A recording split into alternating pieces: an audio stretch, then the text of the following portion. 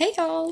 So I just did a video for another TV program and I thought maybe it was a good time to come on and do some FAQs. So oftentimes people have a variety of questions and I've had some questions written down from you guys for a while. So I thought maybe I would address some of them. So first off, are you still doing in-person sessions? Currently, no, not anymore. Sorry, currently not anymore, just because it is a little bit too risky to do some in-person right now at this point in time because Guyana has not even hit their peak yet, and so we're not even sure who's sick, who's asymptomatic, who's symptomatic, etc. So, fortunately and unfortunately, we have gone to teletherapy, so that's online. So if you're interested in teletherapy and doing sessions online, you can just message the page and let me know. Two, um, if I have a curiosity about whether, I'm feeling depressed, who do I go to? Do I go to a psychiatrist? Do I go to a psychologist? First and foremost, let's look at the difference between a psychiatrist and a psychologist. So a psychiatrist is someone who went to medical school. They have their general practitioners, so they should have their degree of medicine, and they will then specialize for 4 years in psychiatry in a residential, what they call psychiatric residency. And so they can give medication. They are doctors, so they can give you medication. A psychologist, we can't give you medication. We don't have that capacity. We are not medically trained. And so our therapy is going to be, especially a counseling psychologist like myself, I am specialized and I am trained in therapy, talk therapy, psychotherapy. I'm going to be using different schools of psychology. So cognitive behavioral therapy, going to be using client-centered, going to be using solution focus. And so it's going to be a lot of developing of your behaviors, changing your behaviors, understanding where your behaviors come from. And so if it is that you're not sure, like, okay, I have depression or I'm feeling depressed. Sorry, I think I just swallowed a mosquito. Should I go to a psychologist, psychiatrist? Um, um, so should I go to a psychologist, psychiatrist? It depends. If it is that you have a predisposition, for example, you might have a medical issue that may cause you to have depression more often than someone else. Persons with PCOS may have a likelihood of developing, depression just because of the chemical imbalances, hormonal imbalances. If it is that you have had chemical and hormonal imbalances since you were a teenager, there's a likelihood that you might experience some depression and anxiety as you get older. For persons who went through trauma, any kind of traumatic incident, experiencing abuse, seeing abuse as a child, those are going to be reasons for you to have issues or anxiety, stress-related, vulnerability-related issues. And so, yeah, perhaps you can see a psychologist for that. But if it is that you have hormonal chemical imbalance, then I would say a psychiatrist, or even both, if you can afford it, would be beneficial. I've had clients who've done both, and it seems to work really well. When they come through therapy, they then sometimes can relax on the medication because then they recognize that some of the issues that was causing them to feel bad have been resolved. And so sometimes it's just you've got to wing it. You kind of just have to explore. There was a third question pertaining to, do we have any specialized persons in Ghana? How do I know what psychologist or psychiatrist to go to for treatment? Like I said, psychiatrists are medically trained, and so they're going to treat you like a patient. And so some may not even do a lot of therapy. That's what I understand. Some do, some don't. So sometimes you just have to go to a therapist and feel them out. There's a lot of people, and I tell people all the time, you can come to me, and if you don't come back, I'm not offended. Because maybe whatever you were seeking, I was not providing it. Whatever clarity you were looking for, maybe you didn't get it from the first session or the second session, and that's okay, And so you're entitled to have a right to changing your practitioner, whether it's a psychiatrist, psychologist, after a few sessions. You have a right also to ask your therapist, what is the plans? What are we doing? How are you going to help me get over my self-esteem issues? How are you going to help me deal with my abandonment issues? You have a right to ask those questions. And so sometimes you have to just kind of feel it out. Feel out if you get along with your therapist. Um, are they listening to you? Do you feel listened? Are they focusing on what you're talking about? Like you come in and you want to talk about something, but they're like, oh, well, I'd already had planned to talk about this. No, it doesn't really matter. I can have all the plans in the world, but if my client comes in and they're distressed, it's like, okay, throw that plan away. Let's focus on what's happened this week. And so that's something that I constantly have to do, especially in Guyana, because things are ever shifting. And then, of course, things like financial. People may come to therapy and then not come to therapy, can't afford to come to therapy for another 2, 3 weeks. So a lot can happen in 2, 3 weeks. So when you have sessions spaced out like that, sometimes it's going to be hard to stay on topic because so many things happened in 3 weeks. And so you're not always sure, like, okay, are we really getting to the goal? Because by the time at the end of the first session, you need to set therapeutic goals. And you need to and I often stay on it like every 3 to sometimes 10 weeks. I'll be like, okay, so are we hitting our goals? Are we doing what we said we would do? Question 4. Someone had asked, have you ever been in a difficult relationship yourself, and how did you deal with it? So, yes, I've been in a few difficult relationships. I used to have a partner that, due to their own circumstances growing up and their own past relationship, they had a lot of trust issues.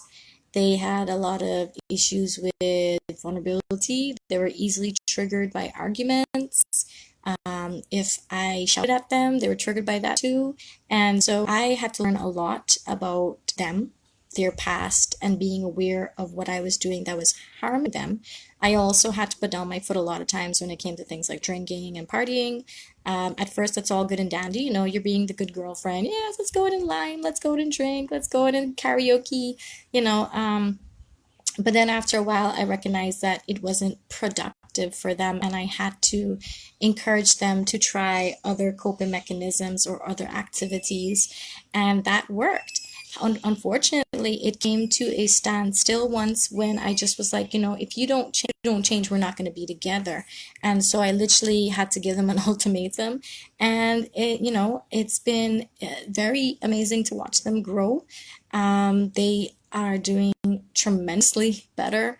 They are very healthy. They are very productive. They don't have a lot of the issues that they had before. Sorry. And I think that primarily comes from being a supportive person. I think if they had been with anyone else after what they had been through, they would have just fallen apart, to be quite honest. But it's because you're dating a psychologist. She probably has some skills that the average woman is not gonna, and she's not gonna have. So it was due to my patience, but also knowing when I was not comfortable with what we were doing or what they were doing, and being able to put I'm not happy with what's messaging me, and every time they message things. So hopefully they will see that I'm doing a live and stop messaging me. Right. So I think for me and for other persons who are in difficult relationships, I think it's great and dandy to be the supportive partner that you want to be, but also recognizing when a relationship is getting toxic for you and being able to put down your foot, being able to recommend them seeing a therapist, being able to encourage them to see a therapist, encouraging them to deal with their issues. I buy a lot of books for therapy and clients, so I bought this book, Cognitive Behavioral Therapy, Made Simple. And I have given this to my partner so that they can get in touch with their own skills and issues and resolve them. Just because I can't do therapy with a loved one. So I always, hand people books and say, hey, you might want to read some pages from this book because I don't really like this or that behavior. I send people videos all the time. Like sometimes my friends might be talking about something, and again, I can't do therapy with them. So I will just say, hey, I saw this video and thought of you, So yeah, I try to be as supportive as possible. I'm human. I've been through difficult relationships as well, and I tell my clients all the time, everything you guys talk about, I know. I get it. I can't say I've been through it because then you want to keep this. They're gonna be like, "Oh, you experienced that too," but I get it. I know what heartbreak is. I know what ghosting feels like. I know what it's like to have a difficult partner. I know what it's like to date someone who is falling apart and you're trying to keep them from drowning. You know, um, so I get it. Uh, Fourth question. There was a fifth question. There was another one that came in a long time ago pertaining to junk food binging. So someone was asking, is junk food binging healthy or unhealthy? And I said, well, anything that's binging is unhealthy. So Netflix binging, food binging, those are really not good for your well-being or your health, or your mental health. And so what usually happens when people binge or are junk food addicts? What usually happens is that our brain has attached either through chemically, what you're eating, so oil, trans fats, those fries, chicken, KFC, chips, chocolates, chemically, so what's in the food itself has now merged with your brain. So every time you eat something, you get this dopamine release, you get the feel good, the serotonin releases. It's like every time you eat it, it's like, And so because your brain knows that you get that rush every time you pass something, either in your house or the grocery store, you're gonna pick it up, right?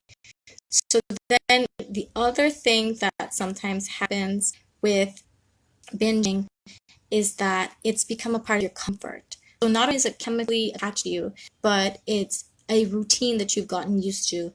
I remember when I was studying my master's, I would get home like 9:30 at night from internship after being there since 9 a.m. And I would come home, I had my routine, I'd walk up my hill at UE. If the store was open, I would go and buy a hot dog and a baby Coke. If it wasn't, that was dinner.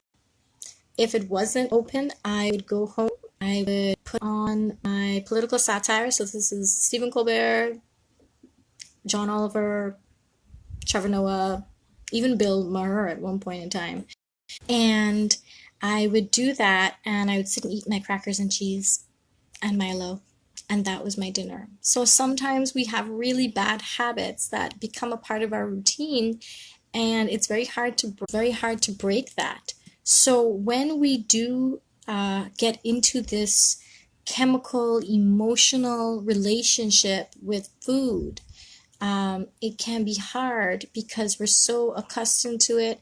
Our body depends on it. It's just like an addictive substance, whether it's Coke, cigarettes, marijuana, um, Coke being Coca-Cola, chocolate, ice cream, etc.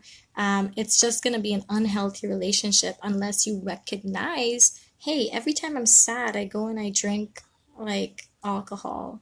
Or if every time I'm anxious, I go and stuff my face full of chips. Or every time I'm depressed, I can sit down and eat a whole cake by myself. Unless you are able to pinpoint, hey, these are some disruptive behaviors, then you're not going to break the habit. And last question, it was related to gaslighting. So someone had asked me this question a long time ago, so I'm hoping that whoever asks these questions, they can finally get their answers. What do I do when someone is gaslighting me? And how do I get out of that kind of friendship situationship? So gaslighting is basically trying to convince someone that their reality is not accurate by twisting their words, by confusing them, and it is often done as a control and manipulation tactic. And so, and you can find out so much about gaslighting on YouTube. Just search gaslighting and there's thousands of videos on it. Why? Because gaslighting tends to be a part of the behavioral traits of narcissists and sociopaths. And so it's considered one of the emotional abusive tactics. We do not talk enough about it. I really wish I could talk more about it, but you guys have to send me questions. And for me, it is a very, very disruptive, destructive abusive tactic, really. And so it's often done with the intention to throw you off your balance. The person who's gaslighting, they want you to be uncertain. They want you to be unstable. They want you to need them to validate your reality. And so by them throwing you off your game all the time, they're intending for you to be like, well, is what I thought real? You can literally have evidence, and someone who's a gaslighter will be like, no, that's not what it is. And the thing is, they will do it so often that you will start to question your reality. And if this is what's happening to you, like if you leave an argument and you're like, this is not how I hope this argument would have gone, or how this talk would have gone, or how this conversation would have gone, I think that you need to go and search gaslighting on YouTube and do some little more research and find out if it is that is what you're experiencing. And I will tell you now, if you are experiencing gaslighting, it is not healthy. It is not healthy in the long run. You're going to question many elements of who you are, what you do, what are you good at. And it's going to break you, because that's what the narcissist or the gaslighter is trying to do. And if it is that is what's happening, for the second part of the question, how do I get out of that? Oftentimes, if you can get out, get out. If you can't because you have a child with this person, or you are in business with this person, or you live with this person, it's very important to put up boundaries. So recognizing when they're going to gaslight you and just being like, this is my reality, and if you say that, you say that. And always stick to your guns. The problem with gaslighting is that you don't know who's right. Like, maybe I'm just crazy. And the thing is like, you've been emotionally conditioned to think that you're wrong, so that even when you're right, you're like, maybe I'm not right. Maybe I am not good at this. Maybe my food doesn't taste good. I don't know anymore. And that's how you start to break down the things that you're good at. It starts to break away your self-esteem. And so you want to be able to put up boundaries with that person. If you can't put up boundaries with that person, and you can end that friendship or business partnership or relationship, then you really should, because that person's never going to stop. That person gets way too much supply from you. They get way too much power from you. And they benefit way more than you could ever benefit from that relationship. And I always tell people, there's an exercise called satisfying unmet emotional needs.